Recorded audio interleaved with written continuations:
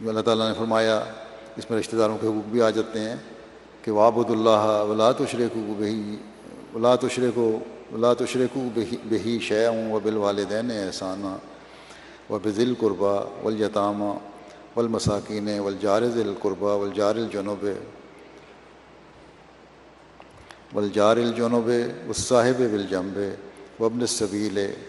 وما ملکت ایمانکم ان اللہ لا یحب من کان مختالا فخورا، کہ اللہ کی عبادت کرو اور کسی چیز کو اس کا شریک نہ ٹھہراؤ، اور والدین کے ساتھ احسان کرو، قریبی رشتہ داروں سے بھی اور یتیموں سے بھی اور مسکین لوگوں سے بھی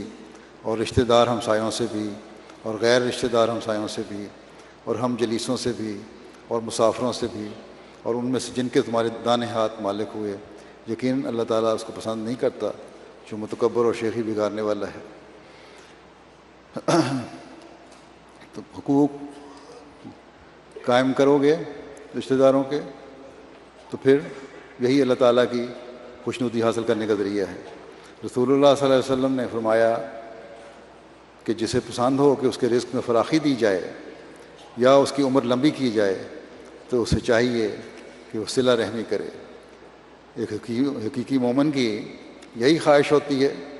کہ اللہ تعالیٰ کو راضی کرے اور جنت میں جائے۔ اس بارے میں ایک روایت میں آتا ہے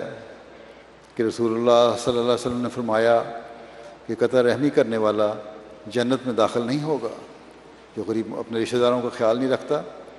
وہ جنت میں داخل نہیں ہوگا۔ پھر ایک روایت میں آتا ہے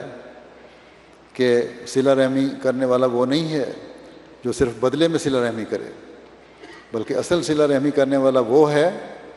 جب اس سے قطع رحمی کی جائے تو وہ صلہ رحمی کرے۔ یہ حقیقی تعلق ہے